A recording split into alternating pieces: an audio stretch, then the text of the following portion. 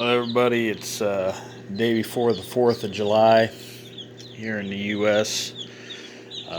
Very big holiday here in this country, and I'm sure if you're on social media you see it plastered all over, so I won't get too far into that, but I will say I hope everybody has a good one. I hope you take a minute to think about why we celebrate it, and I also hope that you celebrate in a safe manner. Now, let's get back to the part that's really interesting for those of us here, because I know you ain't here for political speeches. Let's talk chickens. I'm super excited because I've been wanting to do this particular video for a while now, and I finally have all the right birds to do it. Now,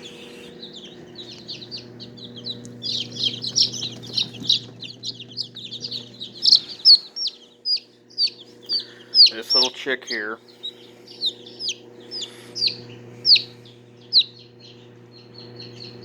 is pretty typical of a Wheaton pattern chick.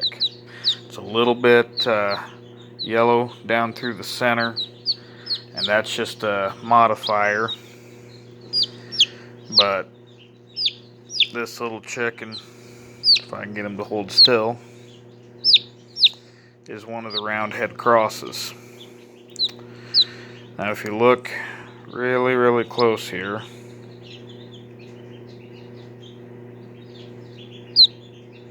you can tell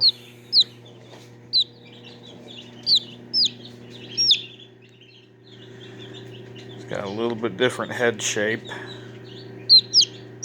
and even at this age you can see that the shape of the comb is already present. So again, this is a fairly typical Wheaton down pattern. Now the next one I'm going to show you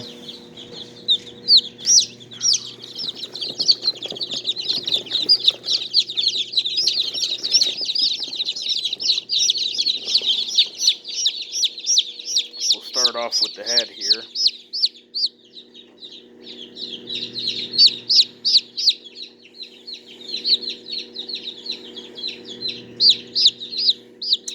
As you can see, that's a straight comb. Even from the start, that straight comb will stand up, whereas that peak comb is going to lay down on the head. Now the other thing you'll notice is it goes further back on the head than a peak comb, and the skull shape itself is slightly different.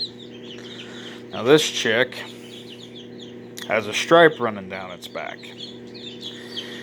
but it's yellow colored. Well, there's a couple of different reasons why. One is, yes, there are some modifiers that'll put some striping on them, but more often than not, when you see a yellow chick with striping, it's because it is Wheaton split for duckwing. Which brings me to the next chick.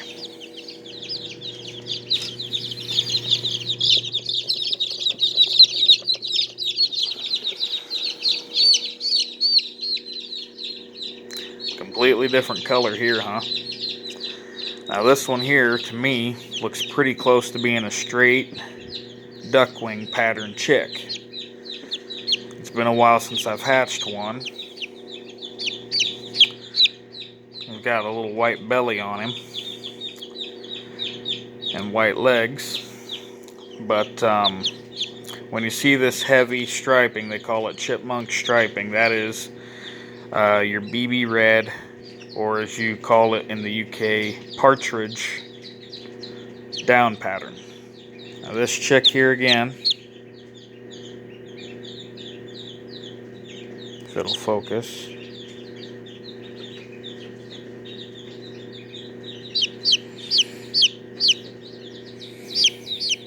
is a straight comb. And then you look here at the face, he's got an eye stripe. But then when you look down at the face, or if you catch it just at the right angle, you'll see right here by my thumb, It's got little sideburns. That is a characteristic of a bird that has one copy of the muff gene, the bearded gene. So this chick is one of the first ones to hatch out of the muff hen. Now if it had two copies, that gene would be more prevalent and therefore the beard would be more pronounced. So I hope that tells you what your different down patterns look like as far as that goes. Now if we look at the Bantams here,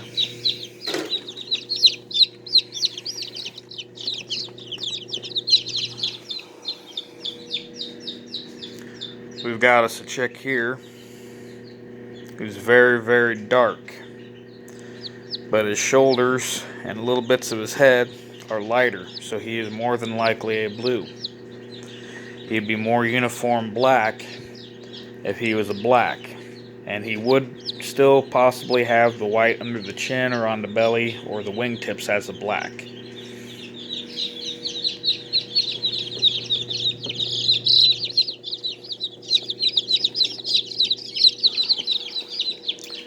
This little chick is pretty average for a splash. It's kind of a smoky gray, got some little bits of color here and there. But even on these Bantams, you can see that straight comb standing up. And these chicks are only, all they hatched off on the first, it's the third, so they're not very old. And this holds true with your game chickens also. Now we happen to hatch off some ducks here, so I'm going to use them to illustrate how blue is a diluter, because it works in ducks the same way that it works in chickens. Now ducks have a tendency to make swimming pools out of their brooders, so I went ahead and I made this little elevated platform for them so that if they do spill their water, they're not going to drown. Had that happen one time, it was not a good thing, so I'm trying to avoid that. But let's go ahead, let's get a hold of this little guy.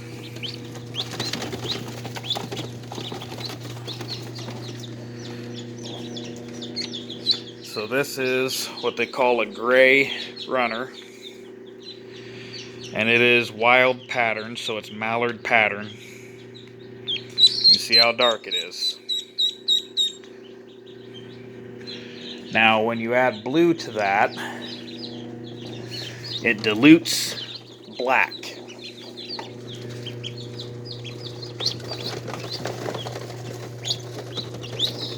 And so you can tell right away, because you end up with a duckling like this little guy. Hold still. Come on.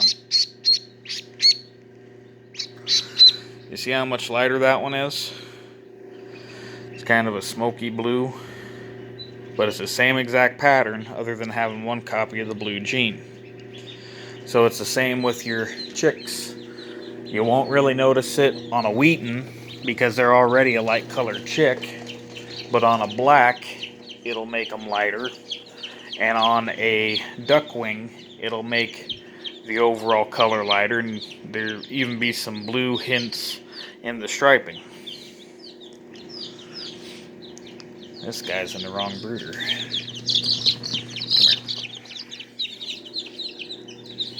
Now we've got one lonely little duckling over here with the Polish, and that's because he was hatched out late and had some difficulties, so we brought him over here to rescue him. Now on these Polish,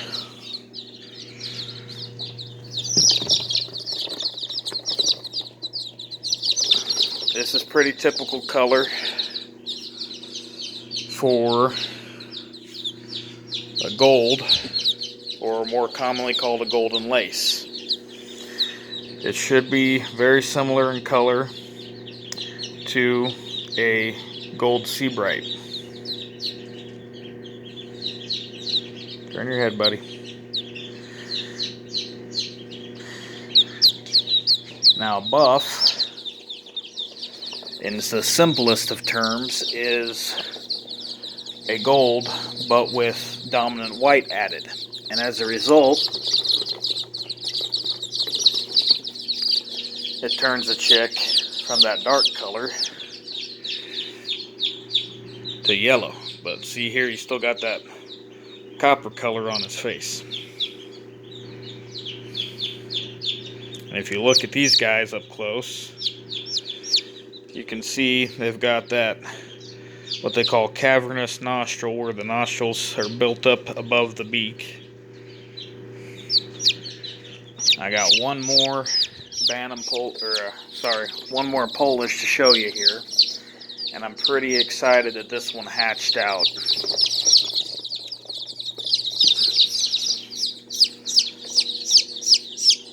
This one is a white crested. Usually your white cresteds are going to have the big white poof on their head and then a colored body, probably some white on the belly. But if you look at the wings here, this one's a white crested cuckoo. So that cuckoo gene dilutes what would otherwise be a much darker color on their back. So